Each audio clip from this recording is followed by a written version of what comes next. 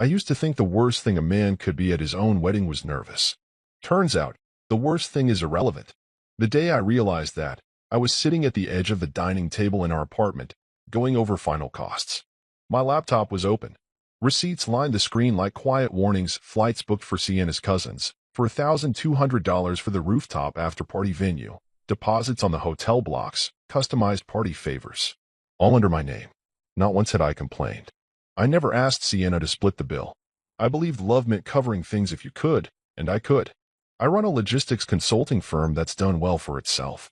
I live lean, invest right, and keep things private. That was my mistake. Being quiet made them think I was insignificant.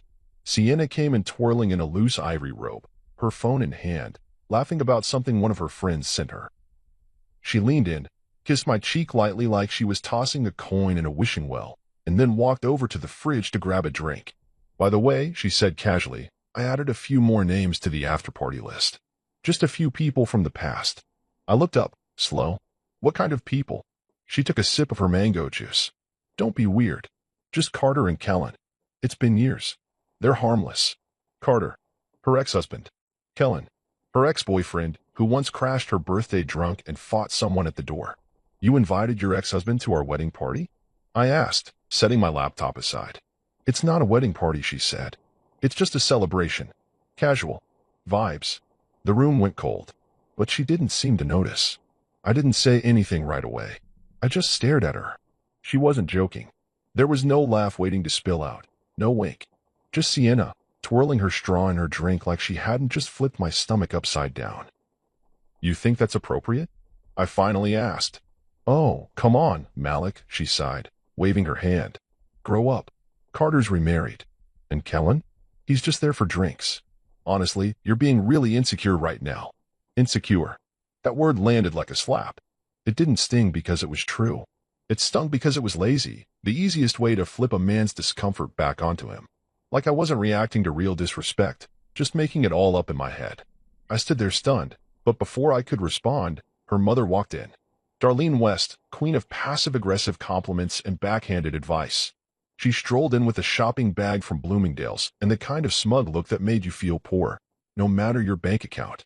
You still whining about the guest list? Darlene said, barely glancing at me. Please. It's a party. If you don't like it, we'll just give your spot to Jamie. I blinked. Jamie? She smirked. Jamie Lowell. Sienna's childhood sweetheart. Remember him? So charming. He's flying in. I stood frozen, but inside something cracked. Not snapped, cracked, like the first split in a windshield before it spiders out and ruins everything. That's when it hit me. I wasn't the groom. I was a placeholder. A set piece in their twisted little show. Sienna giggled, actually giggled, and leaned into her mother. It's just jokes, babe. Relax. Relax. Another word like insecure. Empty, sharp, dismissive. Meant to silence. I didn't speak again. I just nodded, slowly. Right. Just jokes. That night I stayed up late in the guest room. She thought I was upset and needed space. She didn't realize I was rearranging everything. Because a man can only ignore so many things before he either explodes or evaporates. I chose the second. I replayed every little moment that had led up to this. The way she used to praise my discipline, but mocked how I didn't like crowds. How Darlene once asked me if my job was just typing all day. How they smirked when I told them we could afford a modest ceremony, then demanded a rooftop with imported orchids and champagne towers. I gave in each time. Quietly. I didn't want to be difficult. I wanted peace. Turns out, giving people peace who don't respect you just teaches them to treat you like silence. The next morning, Sienna hummed as she got dressed. She tried on a new white cocktail dress she planned to wear after the wedding. What do you think, babe? I stared at her in the mirror. She looked beautiful, objectively. But beauty without kindness is like a mansion with no warmth. Cold, hollow, impressive, yet unlivable. It's nice, I said flatly. She barely noticed the tone. She was already texting someone. Her smile softened, eyes flickering. Then she caught me watching and locked the screen. I already knew the name. Carter. Maybe Kellen too. That's when the quiet planning started. I didn't shout. I didn't throw accusations. I didn't beg. I just picked up my phone and opened a new note. The title, The Cost of Being the Joke. And under that, I started listing. Not memories. Not feelings. Just numbers. Cold, hard, objective numbers. If they saw me as a prop, I'd show them what it costs to build a stage without one. The apartment was quiet except for the occasional ding of a group call and the shrill laughter that followed. I was in the hallway, just outside the bedroom, standing still with my back to the wall. I wasn't eavesdropping by accident. I was listening because I needed to. Something inside me told me that if I kept pretending not to notice the disrespect, I would drown in it. And tonight, I didn't feel like drowning. The door wasn't even closed all the way. Sienna was propped up on the bed, legs crossed, face lit by the soft blue glow of her screen. On the video call were her three best friends, Carrie, June, and Devea. The same three who had giggled during our engagement dinner when Darlene accidentally called me Martin, her accountant. They were loud, cackling, sipping drinks, unaware or uncaring that I was home. Carrie's voice was the first I caught clearly. "Wait, Carter is coming? You didn't tell me that part." "Yup," Sienna said, laughing. "And Kellen too. Why not? Let him all see me shine." "Oh my God," Nevaeh squealed. "This is gonna be a circus." Then June chimed in. "Per Malik. He gonna be standing there like a lost substitute teacher while the real lineup of men shows up." That stung. But what followed made my stomach turn. Sienna grinned. "He'll be fine. He's used to being in the background. Malik's quiet. You could replace him with a coat rack and nobody would notice." They howled, and I stood frozen. I felt my hands tighten at my sides, but I didn't move. I didn't burst in. I didn't throw my phone. I just stood there, breathing slowly, watching the shadows flicker under the door. Then Darlene's voice popped up. I hadn't even realized she was on the call. "Honestly, Malik's not bad at all. He's just forgettable, like unsalted butter." More laughter. "I started calling him Mr. Invisible last week," she continued. Sienna and I almost choked laughing. "That's messed up," June chuckled. "But true." Sienna didn't stop them. She didn't defend me. She laughed the loudest. And that's when I stopped being surprised. When the call ended, I walked back into the kitchen, calm on the outside. I sat down at the table, opened my notebook again, and wrote at the bottom of the page in small block letters, "They don't think I'm a man. They think I'm an accessory." She came out a little while later, wearing one of my shirts like it was a cute joke. She had that glow, the one she usually had after gossiping. I was sitting on the couch, scrolling through emails from clients, but my mind was miles away. She flopped next to me and nudged me with her knee. "You're awfully quiet," she said. "I've got a lot on my mind," I said. She leaned in and kissed my cheek, like a parent bribing a child to behave. "You're overthinking again. Everything's going to be perfect." Perfect. There was that word again. Perfect to her meant everything looked good, that it appeared polished. But it didn't mean it was right. It didn't mean it was real. I watched her walk away, humming, texting again. Probably Carter. Maybe Kellen. Maybe both. I went into the guest room that night and opened a folder I hadn't touched in months. Inside were legal documents, my original prenuptial proposal, which she scoffed at and talked me out of. I never pushed it. I didn't want to start our marriage with tension. But now I saw that the tension never left. It just wrapped itself in flowers and silk napkins. I started documenting everything. Every receipt. Every name on the guest list. Every comment that made me feel small. I screen recorded the bank transactions tied to the wedding expenses. I took photos of the RSVP chart she left open on the computer, highlighting Carter's and Kellen's names. I emailed them all to myself. Subject line, just in case. You see, I wasn't a man who yelled. I wasn't a man who stormed out or posted rants online, but I was a man who watched, and remembered, and prepared. The next day, Darlene stopped by unannounced with swatches for centerpieces and a bottle of wine she probably expected me to pay for. I opened the door with a straight face. "Oh good," she said, breezing past me. "You're home. I need to ask about the shuttle for Jamie. His flight lands late." I stared. "Jamie?" "Yes, sweetheart. Jamie Lowell. You remember. Sienna's little childhood flame. I'm flying him in. She deserves to have people who truly know her there." "She has me," I said, flatly. She blinked. "Of course, darling. But, you know, someone has to hold things together when the groom gets cold feet." She winked like it was a joke, but we both knew it wasn't. She didn't respect me. She barely tolerated me. In her mind, I was just the sponsor of her daughter's fairy tale. And once the check cleared, I'd be written out of the story like a forgotten prologue. That night, I started looking at flights. I typed in Santorini, our original honeymoon destination. I hovered over the Book Now button but didn't press it yet. Not yet. I needed one more push. One more signal that everything I suspected was real. It came the next morning. Sienna asked me to help her zip up her new dress. It was sleek, white, and modern. She looked beautiful in it, but when I stood behind her and saw her holding her phone, my eyes caught the screen in the mirror. The message was open. Kellen, you sure you won't flip? Sienna, please. Malik doesn't even notice. He's too busy being supportive. When she turned and smiled at me, I zipped the dress all the way up without a word. She thought I didn't see. She thought she was in control. She had no idea that the man she thought was invisible was about to become the one thing none of them could ignore. I sat at the kitchen table, same seat as always, but something in me had shifted. It wasn't rage. It wasn't heartbreak. It was something colder, sharper, a clarity that left no room for denial. I took a deep breath, opened my notebook, and flipped past the page where I'd started tracking wedding costs. This time, I wrote at the top, the list. Not just expenses, not just facts. Proof, timeline, pattern, plan. I started from the beginning. Venue deposit, $12,000. That one was wired from my account in early February. I remembered because Sienna insisted on the rooftop view overlooking the harbor.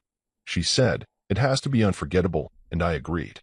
I just didn't know I'd be the one trying to forget it later. Then came the catering, $9,800. All vegan, gluten-free, organic fusion nonsense neither of us eats on a normal day. But she wanted to impress her mother's clients. Darlene had made it clear. The wedding is also a networking opportunity. I remembered nodding silently, writing the check, and dying a little inside as they argued over hors d'oeuvres that sounded like chemical formulas. The hotel block, $5,400. I paid for rooms for her aunts, uncles, and two cousins who hadn't seen her since high school. One of them, I found out later, was the one who introduced her to Kellen again by accident. Flights for her cousins from Arizona, $2,600. Dresses for her bridesmaids that she said she'd cover, but somehow my card was used, $3,200. The flower deposit, $1,800. The DJ, $2,000. Even the party favors, custom champagne flutes engraved with Sienna and Malik forever, $1,150. Forever. That word burned. Page after page, I kept writing. When I totaled the numbers, it came out to a little over $46,000, not including the ring. And every receipt, every confirmation email, every charge came from my account. She hadn't even tried to contribute. Not once. I looked at the final number and didn't feel proud or angry. I felt stupid. Because it wasn't the money that bothered me, it was how easily they'd expected me to spend it. Like that was my only value. A wallet and a suit. Sienna floated into the room an hour later, holding up another dress. This one not white but emerald green with a long slit up the side. She did a twirl in the living room, hair pinned up like she was in some slow-motion movie. Babe, what do you think? She asked. I glanced up. For what? For the after-party, she smiled. I want to look unforgettable, especially with Carter and Kellen coming. Don't you think it's kind of funny? All the men I've ever been with in one room. Funny. That word again. I wanted to ask her if she really thought I was that naive. If she honestly believed a man would smile while she played musical chairs with her past flings like they were props in a reality show reunion. But I didn't say a thing. I just nodded. She took that nod as permission, as support. Then she leaned toward the mirror and began texting again. I didn't have to look over her shoulder. I already knew who it was. Carter. The ex-husband, she said, still respected her. Kellen. The ex-boyfriend who used to call her at 2 a.m. when we were first dating. Jamie. The fantasy boy her mom brought back like a trophy. I watched her as she stared at her reflection, admiring her own glow. But I didn't see the woman I fell in love with. I saw a performer preparing for a role I didn't audition for. Her face was still beautiful, but it looked rehearsed, curated, empty of the real things: respect, honesty, care. I left the room without a word, went into the guest room, and turned on my laptop. I made copies of every receipt, saved all the screenshots I'd taken, messages, call logs, bank statements. I backed them up to an external drive I kept hidden in my sock drawer. Then I opened a blank spreadsheet and began labeling each transaction. Each line told a piece of the story. Line 12, catering deposit, paid 3/7/XX $4,000, Malik's card. Line 22, bridesmaids dresses, paid 3/19/XX $3,200, Malik's card. Line 35, Sienna's second gown, paid 4/2/XX, $1,600, Malik's card. And beneath all of it, I wrote, no shared financial input, no signed prenup, no transparency. Later that evening, she asked me to come with her to the final venue walkthrough. She wore the same green dress. I said I had work. She pouted but didn't push. That told me everything. She wasn't trying to include me. She was just keeping me close enough to fund the illusion, and far enough to keep her performance unbothered. While she was out, I took one more step. I emailed all the vendors, venue manager, caterer, hotel, DJ, florist, and requested copies of the signed contracts. I told them I needed confirmation of my name being the only one listed. Every one of them replied within the hour. Every single contract was in my name alone. I stared at the emails like they were blueprints to a building I was about to demolish. And then I knew exactly how this would end. It wouldn't be loud. It wouldn't be violent. It would be silent, deliberate, and permanent. That night, as I sat with my notebook, Sienna returned from her walkthrough glowing. She tossed her shoes off and climbed into bed like everything was perfect. You're gonna love the lighting, she said. It's like something out of a movie. I nodded. Sounds magical. She rolled onto her side, texting again, her smile hidden in the dark. But I wasn't watching her anymore. I was staring at the ceiling, already writing the next move in my head. Because a man can only be humiliated so many times before he either breaks or disappears. And I had no plans of breaking. I sat in the dark with the soft glow of my laptop screen lighting my face. The clock on the wall ticked quietly behind me. 12:43 a.m. Outside, the city hummed like it always did, but in my apartment, everything was still, like the calm before something irreversible. This wasn't just another sleepless night.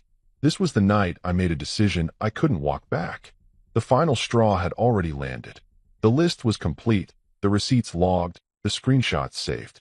My instincts were no longer whispering. They were screaming.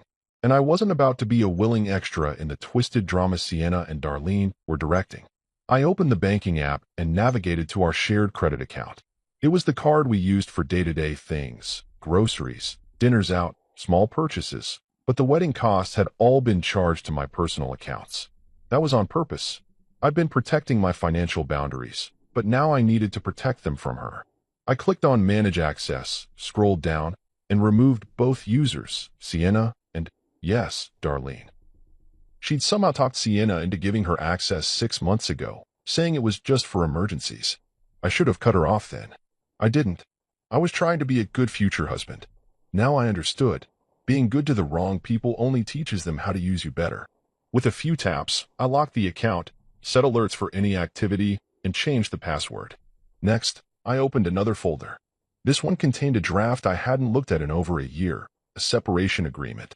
Back when Sienna and I had our first real fight, one of those long, screaming matches about trust and money, I had drafted it with a lawyer, just in case. We'd moved on. Or rather, I thought we had. I never deleted the file. I emailed Bryant Knox, my lawyer and longtime friend.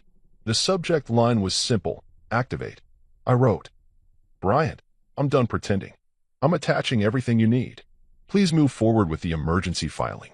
I'll be unreachable for a while. I'll sign what you need before I go. You know where to send it. Then I attached every screenshot, every invoice, every message, every call log. The group chat with Sienna's friends laughing about me. The message from Kellen asking if I'd flip out. The receipt from the dress shop that charged my card behind my back. I hit send. And then I opened a travel tab and typed in the place I once dreamed of seeing with Sienna, Santorini. We were supposed to go there for our honeymoon. The plan was to take a catamaran tour, eat fresh seafood by the water, and wake up with sunlight pouring through white curtained windows in a stone house overlooking the sea. But that future had been burned down, quietly, with every dismissive laugh and smug remark. I chose the departure date, the morning after the wedding after-party. One way, no return. I picked a window seat, paid in full, and downloaded the confirmation. Then I did something I'd been putting off. I opened the wedding contracts. One by one, I began canceling them. The venue was first. I called after hours, left a message, and followed up with an email. Effective immediately, I am canceling the booking for the event scheduled under my name. Please confirm cancellation and refund according to contract terms. The DJ? Canceled. The hotel block? I contacted the manager directly. The florist? I told them to donate the flowers to a retirement home. I even canceled the private airport shuttle Darlene insisted on for her VIP guests. Ever. When she texted me around 10 p.m. to say she might be home late, I responded, "Take your time. I'm handling a few things here." She sent a heart emoji. That was it. I leaned back in my chair and stared at that little red heart on the screen. It looked so hollow now. A digital sticker pasted over a foundation of lies. I got up and poured myself a glass of water. As I stood in the kitchen, I looked around the apartment, the framed photos, the wine rack, the stack of his and hers towels we bought 6 months ago. It all felt like a set. Like I was living inside someone else's carefully curated dream. But I was done acting. There's something you learn when you spend years being the steady one. The quiet one. People mistake you for soft. They forget that silence is often the sign of someone listening, learning, planning. I didn't yell when Sienna humiliated me. I didn't argue when Darlene joked about replacing me with Jamie. I didn't fight when they turned my love into entertainment. But now they were going to find out what leaving quietly actually looks like. I took out a suitcase and started packing, not for vacation, not to take a break, but to disappear. 2 shirts, 2 trousers, my passport, laptop, charger, documents, headphones, sunglasses. I left behind everything that wasn't essential, because I wasn't coming back. When Sienna returned around 1:15 a.m., I was already in bed, pretending to sleep. She kissed my forehead and whispered, "Big day tomorrow, babe," then climbed in beside me like everything was fine. She didn't know the hotel was already releasing the rooms. She didn't know the caterer had deleted the order. She didn't know her party had no music, no champagne, no lights. I lay still, breathing slowly, listening to her fall asleep. I imagined her reaction the next day. The confusion. The missed calls. The flickering panic in her voice when nothing showed up. In the empty seat where the groom should have been. Then I imagined myself boarding that plane to Santorini, earbuds in, wine in hand, and free. And I smiled. Because people like Sienna and Darlene only understand value once it's gone. And I was gone already. The day of the after-party arrived like a final curtain call on a show that never deserved an audience. I woke up early that morning before the sun had even touched the window. Sienna was still asleep beside me, her face turned away, mouth slightly open, phone clutched loosely in her hand. Even in sleep, she didn't let it go. I sat up slowly, looked at her for a long moment, then stood. I didn't say goodbye. There was nothing to say. My bag was already packed. My flight was in 6 hours. The airport was 40 minutes away. But I wasn't rushing. I had time to disappear the right way. I took a final walk through the apartment, touching nothing. I didn't leave a note. No dramatics. No explanations. Let them figure it out on their own. That was the point. By 9 a.m., I was gone. Out the door. Down the elevator. Into the car I'd quietly pre-ordered the night before. As the city moved around me, I watched it pass like a man watching the final scenes of a movie he's already seen too many times. I wasn't nervous. I wasn't sad. I was calm. At the airport, I checked in, passed through security, and made my way to the lounge. I found a quiet corner, ordered a glass of red wine, and opened my laptop. I refreshed my inbox. Notifications had already begun trickling in. The venue manager sent confirmation of the cancellation, along with a polite apology for the unexpected change of plans. The hotel followed up. The room blocks had been released, and the staff was instructed to inform guests that the group event was no longer scheduled. The DJ had texted, slightly confused but respectful, confirmed. No longer needed. Hope all is well. Everything was unraveling. Quietly. Efficiently. Just as I planned. And Sienna still had no idea. My phone vibrated. 10:12 a.m. Sienna. Hey babe, where'd you go this morning? Getting cold feet? LOL. Text me. I didn't reply. A few minutes later, the texts kept coming. 10:29 a.m. Sienna. You're not answering. Are you okay? You went out without your wallet. 10:42 a.m. Darlene. We're at the venue. The door's locked. Where is everyone? I sipped my wine and waited. 10:53 a.m. June, bridesmaid. The hotel says the party is canceled. What's going on? 11:10 a.m. Sienna. Malik, are you serious right now? This isn't funny. My hair is done. I'm in makeup. The girls are freaking out. Call me. Then the call came in. I declined it. Another one. Then another. 12:04 p.m. Darlene. You child. You're ruining Sienna's moment. You think this is cute? I smiled. At 12:30, Belle texted me. Belle, I'm here. This is insane. People are yelling.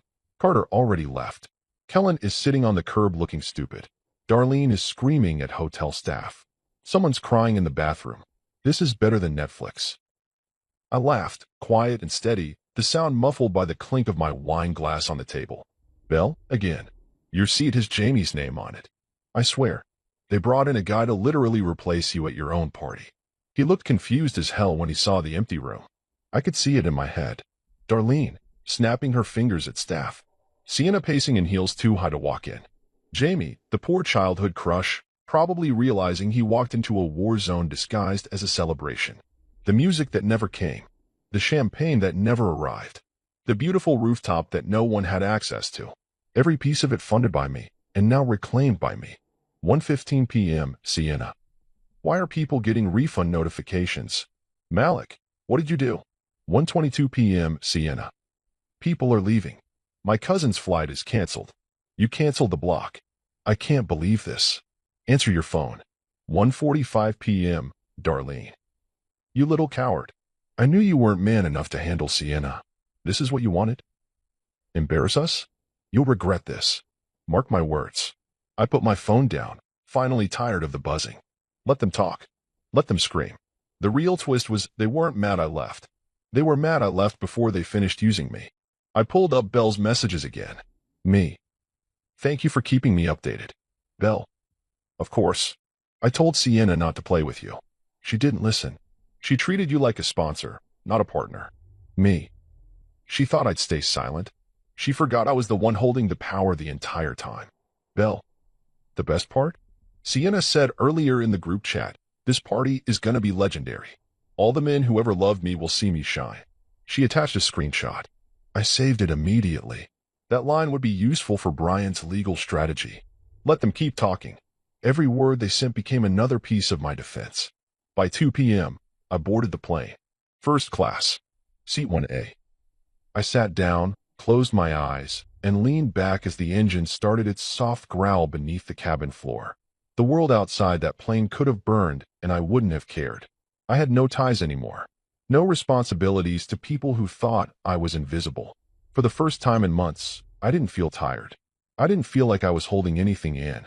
I wasn't waiting to be seen. I wasn't hoping to be chosen. I had chosen myself. Somewhere over the Atlantic, I took out my journal and wrote. They planned a performance. I canceled the theater. Now they're standing on a stage with no lights, no audience, no script. And I smiled again. Because this wasn't revenge. It was release. Somewhere over the Atlantic, I finally slept. Deep, dreamless, uninterrupted sleep. When I woke up, the flight attendant gently tapped my shoulder and asked if I wanted breakfast. I declined. I wasn't hungry, not for food, anyway. I was hungry for quiet, for distance, for the kind of space that lets you breathe without someone else's ego taking up all the air. As the plane descended into the Aegean light, my phone came alive again. 37 missed calls. All from Sienna. 12 more from Darlene. A handful from numbers I didn't recognize. Probably Carrie or Nevaeh. Or maybe even Jamie, wondering why he flew across the country just to be a decoy at a failed wedding after-party. I ignored every single one. But Belle's name lit up with a text just before touchdown. Belle. It's a bloodbath. Darlene's calling everyone traitors. Carter went ghost. Kellen posted something about being too real for fake parties. Jamie took a cab back to the airport and left without speaking. I've never seen a mess like this in my life. But they still haven't said your name out loud. It's like they're trying to pretend you never existed. I stared at that message longer than I thought I would. There was something poetic about it. After all the times they laughed behind my back, after the endless jokes about being forgettable, now they were treating me like a ghost. They thought erasing me would save face. But it only exposed them. I landed in Santorini at 3:07 p.m., local time. The heat welcomed me like an old friend. The ocean in the distance sparkled like it had something to say, and I was finally ready to listen. A driver stood at arrivals with my name on a sign. Mr. Turner, he said, smiling warmly, welcome. I hadn't heard my own name spoken with respect in weeks. The hotel was perched high above the cliffs, whitewashed walls glowing under the sun, terraces shaded by canvas sails that fluttered in the wind. My suite overlooked the caldera, the volcano sleeping in the sea. I stepped out onto the balcony, exhaled, and for the first time in a long time, felt the weight slide off my chest. While I unpacked, my phone buzzed again. Sienna, please talk to me. Please. Another message. Sienna, I don't even care about the party. I just want to understand why you would humiliate me like this. I didn't reply. She wasn't sorry for how she treated me. She was sorry she got caught. Then came the email from Darlene. Subject line, UOUS and explanation. I didn't open it. I forwarded it straight to Bryant. A few minutes later, my lawyer called. His tone was calm, but I could hear the amusement under his voice. Just got the email, Bryant said. And by the way, the screenshots you sent? That group chat and the messages from Kellen, those are gold. Emotional manipulation, financial abuse, and evidence of public humiliation. This isn't just a separation anymore. This is a fortified wall. Good, I said. Let's finish it. We'll file the full divorce petition by Monday, he said. They don't have a leg to stand on. Everything was in your name, including the canceled contracts. And as for damages, they can bark all they want. But unless they can prove breach, they get nothing. You built the party. You had every right to tear it down. What about the ring? I asked. Bryant chuckled. Rented. Returned. Receipts logged. You're a very thorough man, Malik. I smiled faintly. I learned from the best. He paused. You okay out there? I will be, I said. Just not coming back the same. We hung up. I turned off my phone, slid it into the drawer beside the bed, and left it there. No more buzzing. No more noise. Just the breeze and the sound of the waves below. I spent the next few days rediscovering myself. I woke up without pressure. I walked the cobbled streets without needing to explain where I was going. I hiked alone, stopping to sit in places where the world seemed too beautiful to speak. I ate fresh fish with lemon and olives. I drank local wine. I watched sunsets without photographing them. I wrote in my journal, not about pain, not about them, but about peace. That's what happens when you finally put yourself first. You stop needing revenge. You stop waiting for apologies. You stop trying to prove your worth to people who couldn't see it if you spelled it out on a neon sign. Somewhere between the third and fourth day, Belle messaged me again. She wasn't pestering, she just checked in like a real friend. Belle, they're scrambling. Sienna posted a long story claiming you ghosted her without warning, playing victim hard. But the screenshots are leaking. Carrie's cousin posted the group chat. People are seeing the truth. I didn't ask her to keep reporting. She just did. She had seen what I endured. She'd been a silent witness to the slow erasure of my dignity. And now, she was the mirror reminding them all. I wasn't invisible. I just stopped performing. The next morning, I went back to that balcony with a cappuccino in hand, the sun rising over the cliff's edge. I opened my journal again and scribbled just one sentence. I was never the problem. I was the reset button they never expected me to press. It was quiet after that, even from Sienna. No more calls. No more messages. Silence. But not peace. Not for them. Because people like Sienna don't find peace when the attention fades. They find panic. And Darlene? She only knew power when she could control someone else's stage. Without me, there was no production. No lights. No audience. Just her voice echoing in a room that no one entered anymore. By the end of that week, I booked another ticket, not home. Lisbon. I needed a place to start over completely. Somewhere that didn't know my name, didn't expect anything, didn't carry echoes. Santorini had been the escape. Lisbon would be the beginning. And as I zipped my bag, I realized something. I didn't feel guilty. Not even a little. Because I wasn't running away. I was walking out of a fire I didn't start but had every right to put out. It took exactly 2 weeks after I landed in Lisbon for the legal fireworks to begin. Bryant moved with surgical precision. Everything I had sent him, documents, messages, screenshots, receipts, was arranged into a bulletproof petition. He didn't just file for divorce. He filed a declaration of intentional emotional fraud attached with evidence of financial exploitation. It wasn't about punishing Sienna. It was about making the truth official. On paper. In the court's hands. So that no one, not even Darlene with her high-powered sneer, could twist the narrative. The paperwork hit them like a thunderclap. I got the update from Bryant via email. Subject, it's done. Inside, his message was simple. Filed and served. No prenup to protect her. All wedding costs, bookings, and services were yours alone. Her name's on nothing. Their only defense is narrative, not law. Oh, and Darlene threatened to sue for event damage. She claims you caused reputational harm by canceling the party last minute. I had the pleasure of forwarding her the contracts, every single one under your name, no co-signatures, no shared liability. Also, the ring? We confirmed return. No legal tie. You're clean, Malik. Let her run her mouth. The paper trail speaks louder. I sat in a cafe just off the Praca do Comercio, my espresso cooling between my fingers, reading that email 3 times before closing my laptop. I didn't smile. I didn't laugh. I just felt clear.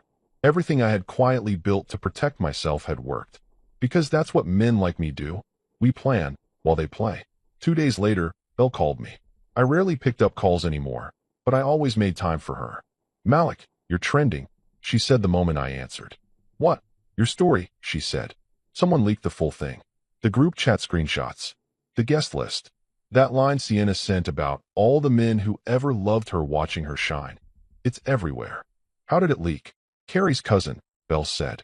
He posted it after Darlene tried to throw him under the bus on Facebook. He got petty and dropped receipts. It blew up from there. Unreal. It gets better, she added. Sienna's trying to do damage control, but it's backfiring.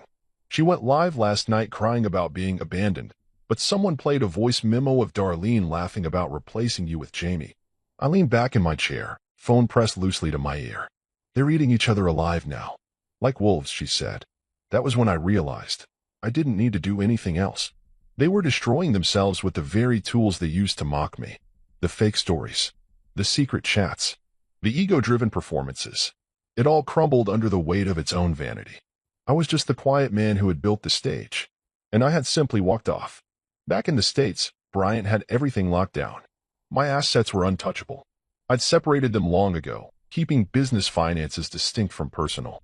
I never added Sienna's name to anything. No joint property. No marital accounts. Even the apartment we lived in was leased in my name alone. They had nothing left to grab. Darlene, in desperation, tried contacting vendors and pressuring them to release statements that made me look unstable. But the venue manager refused. He'd already spoken to Bryant and signed a non-disclosure. The florist even posted a story defending me. Some of y'all need to stop playing with people's kindness. Our client was respectful and direct. That's all I'll say. It spread like wildfire. Then came the email from a local news site. Subject, seeking comment on the vanishing groom. I didn't reply. I wasn't interested in making this bigger. The only headlines I cared about were the ones I wrote in my own life. Bryant sent one final update that week. Sienna has signed the no-contest divorce petition, likely advised by her lawyer to avoid court exposure. I'll send the final papers for signature. One thing, Darlene's business, West Image Consulting, has lost 5 corporate clients. Apparently, one of them saw the leaked messages and decided to reassess values. Thought you'd want to know. I sat with that for a moment. Not because I was celebrating someone else's ruin, but because it finally hit me how fragile their empire had been. It didn't take violence. It didn't take shouting. It took the truth. And the truth always breaks louder than revenge ever could. I signed the divorce papers while sitting in a quiet Lisbon bookstore cafe. I didn't hesitate. I didn't reread them. I clicked the signature box and hit send. Then I closed the laptop, sipped my espresso, and looked out the window at the passing trams and cobbled streets. The air smelled like sea salt and citrus. I wasn't angry anymore.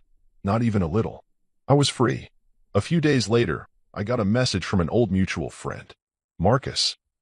She's trying to get people to sign a character letter for her. Nobody's biting. Too many screenshots. Too much truth. Me. Let her try. I'm not watching. Because that's the part they never expected. They thought I'd be obsessed. Bitter. Watching from the sidelines, waiting for updates, craving closure. But I wasn't. I didn't need closure from people who never truly opened their hearts in the first place. I found something better. Peace. And I guarded it like gold. In Lisbon, I kept working. I ran my business remotely. Consulted on a few global supply chain projects. Took long walks in the Alfama district, ate pastiest and not a fresh out of the oven, and finally stopped feeling like I owed anyone an explanation for how I chose to live. One evening, I found myself on a rooftop, watching the city glow under a pink sky. Music floated up from a street musician below. I wasn't dressed fancy. I wasn't with anyone. I didn't have a drink in hand. I was just there. And for the first time, that was enough. That's the beauty of walking away the right way. Not with a bang, not with cruelty, but with control. You get to build a life that's no longer shaped by the hands of people who once tried to erase you. I knew it wouldn't take long before Sienna tried to reclaim the story. It started with a carefully filtered black and white photo of her sitting by a window in a wedding dress, one leg cross. She turned off the comments. For 2 days, that post sat untouched, gathering sympathy from the handful of people who hadn't seen the leaks. Darlene jumped into the game too, resharing the post on her consulting page with her own comment. Some men will never be strong enough to handle a powerful woman. My daughter deserved better. That would have stung once. Now, I just shook my head, because the internet had already done what the courts couldn't. It remembered everything. On day 3, someone, Belle said it was probably Nevaeh's ex, leaked a full screenshot album to a viral gossip page. It included the group chat where they joked about replacing me with Jamie, the texts between Sienna and Kellen, and, most damning of all, the audio clip of Darlene saying, "Even a scarecrow would have made a better groom. At least it wouldn't ask questions." I wasn't tagged in any of it. I didn't comment. I didn't repost. But I saw it. And I saw the shift. The sympathy on her post turned to confusion. Then anger. People started stitching the screenshots into reaction videos. One creator read her caption aloud, then posted a split screen of the leaked messages, ending with a sarcastic, "Yeah, she was the victim all right." Others dug deeper. Someone found the florist's story praising my professionalism. A wedding guest posted a now viral thread detailing the chaos of the party and how Sienna kept smiling like it was a pageant, even after the staff didn't show up. By the end of the week, the tide had turned. She tried to delete the post. Too late. The screenshots lived on. I wasn't watching because I cared what happened to her. I was watching because I had been invisible for so long that seeing truth take the spotlight felt like a quiet vindication. And then Belle messaged me. "Belle, you're not going to believe this. Darlene's consulting firm just lost their biggest client. Me. Because of the wedding stuff? Belle." Yup. Someone sent the screenshots to the CEO. They pulled their contract, released a statement about integrity and values, and now she's in full meltdown mode. She tried to do damage control on LinkedIn. It backfired hard. I didn't reply right away, because I didn't need to. This wasn't about revenge anymore. This was just the truth echoing, louder than any lie ever could. A week later, a wedding planning company that had featured Sienna in their Bride Spotlight series posted a quiet update. They removed her feature. No explanation. No shade. Just gone. Even Jamie, the childhood crush turned awkward stand-in, posted something vague but pointed. Some people love the spotlight so much they forget they aren't the star. I bookmarked it, not to share, but to remind myself. Even those closest to her saw the mask fall. Meanwhile, back in Lisbon, I was moving on. I stopped checking my phone for updates. I started hiking more, journaling less. I met new people. A photographer named Anna from Porto offered to show me hidden spots in the city. She didn't ask questions about my past. She didn't pry. She just offered conversation and calm. And for once, I didn't feel like I had to earn someone's presence. We had coffee, then dinner, then a walk along the waterfront that lasted 3 hours. She wasn't Sienna. She wasn't anyone I'd ever met. And that was the point. She didn't try to shine over me. She didn't make me feel invisible. She saw me. One night, over glasses of Vinho Verde on a rooftop, she asked me why I came to Lisbon. I thought about lying, giving her some clean version of the truth. But instead, I said, I was part of something that looked beautiful on the outside but was rotting underneath. I walked away before it poisoned me too. She nodded slowly. You're not the first man to escape. Just one of the few who didn't wait until it was too late.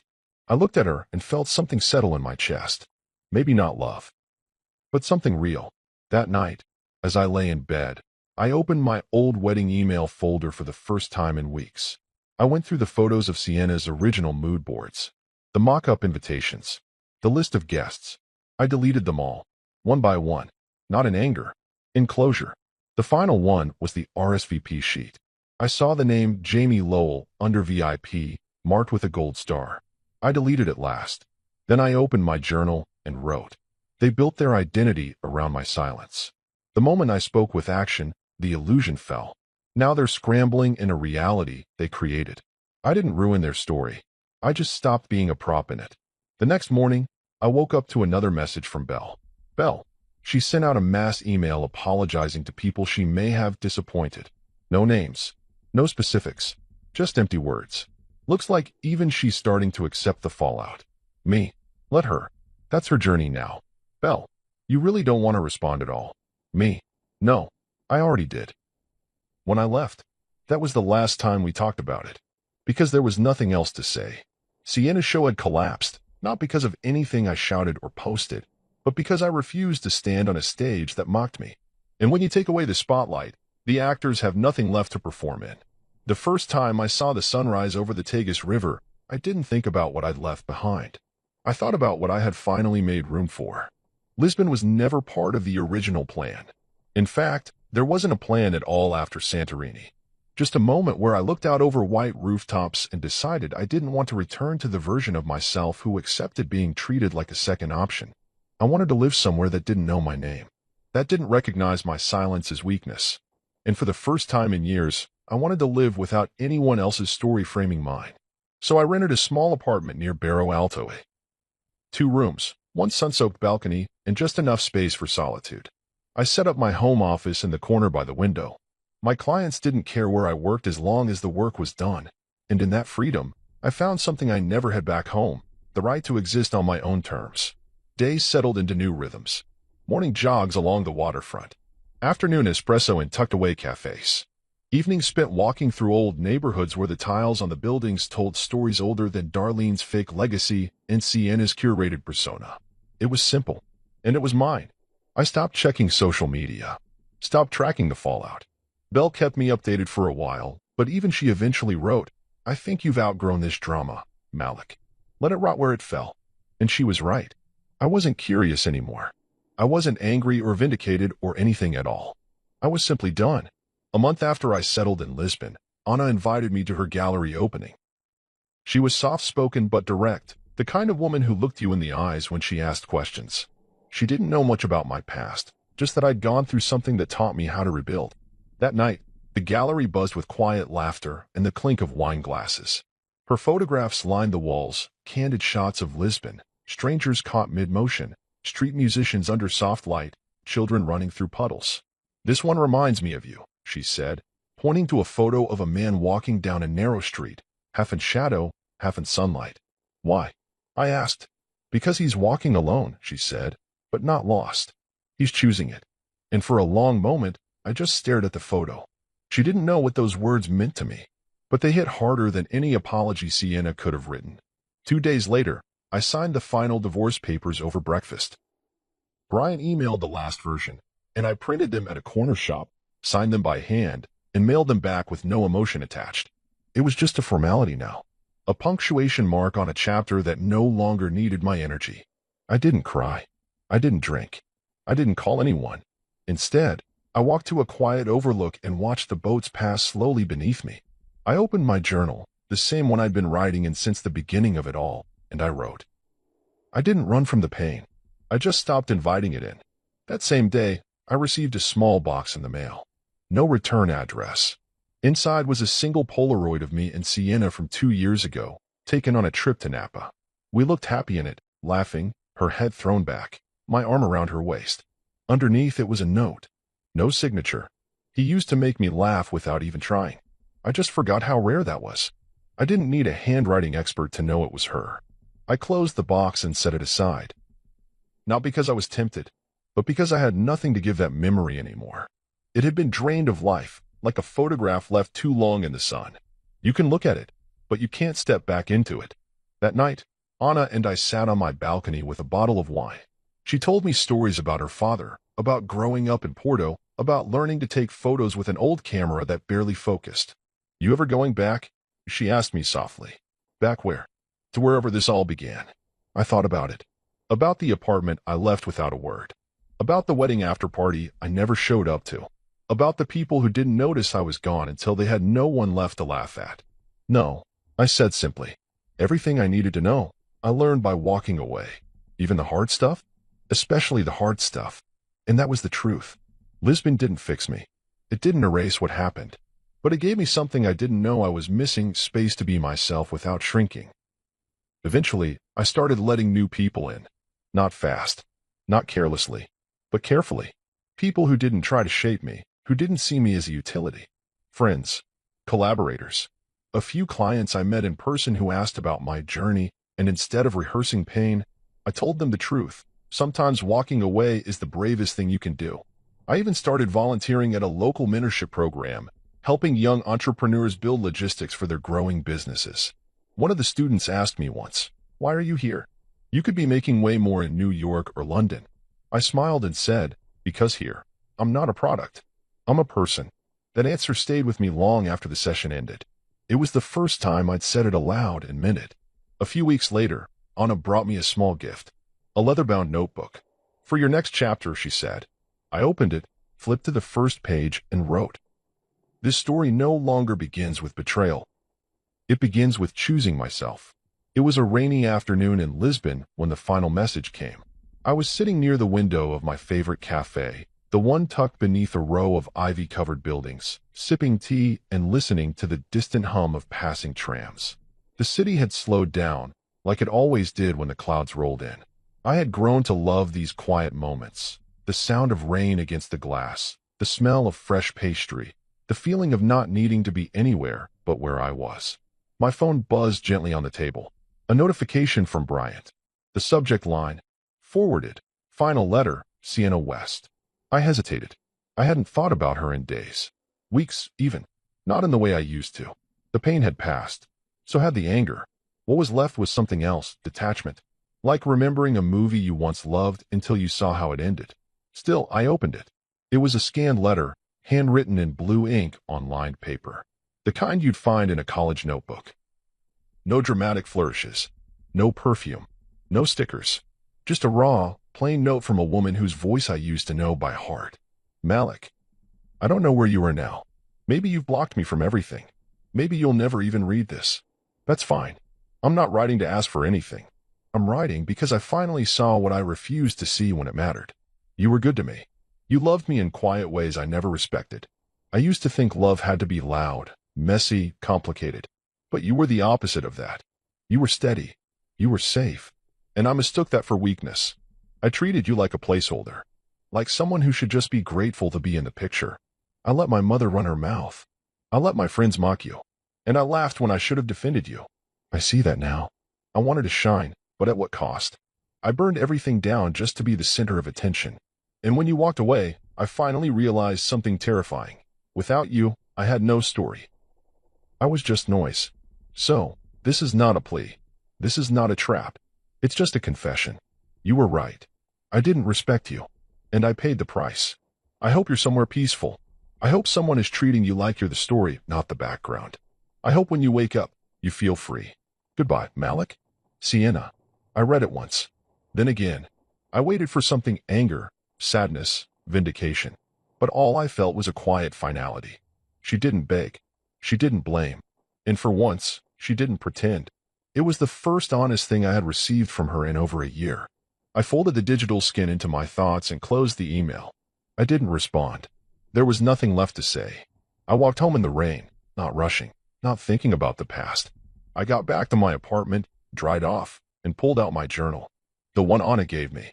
The one that only held stories written after I became myself again.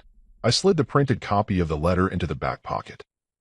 Then I opened to a fresh page and wrote, "I bought the party. They planned the joke. I walked away. And now they're the punchline." I looked out the window at the gray skies above the city and smiled, not because I won, but because I ended it my way.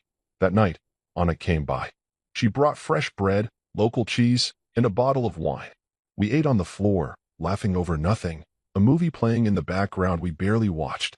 She told me about a gallery in Spain that wanted her work. I told her I might travel again soon, maybe Italy, maybe Morocco. We talked like people who had no need to impress each other, only to be seen. After dinner, we sat on the balcony in silence, wrapped in one blanket, her head on my shoulder. "I got a letter today," I said quietly. She didn't ask who it was from. Instead, she looked at me and asked, "Do you feel lighter?" I thought about it. Not just the letter, but everything that came before it. The betrayal, the humiliation, the decision to leave, the silence, the rebuilding, the quiet victories. "Yes," I said. "I do." She nodded once, rested her hand on mine, and said, "Good. That means it's over." And she was right. Not because the letter closed the story, but because I no longer needed one. I wasn't Malik, the man who got left out of his own wedding celebration. I wasn't the groom replaced by a lineup of old lovers. I wasn't the silent wallet in the corner, or the joke of the group chat, or the man mocked by his own wife's mother. I was Malik Turner, the man who chose himself when no one else did. The man who saw the fire, walked through it, and kept walking until he reached the sun. And wherever my story went next, it would begin with one truth. I am not the man they tried to erase. I am the man they'll never forget.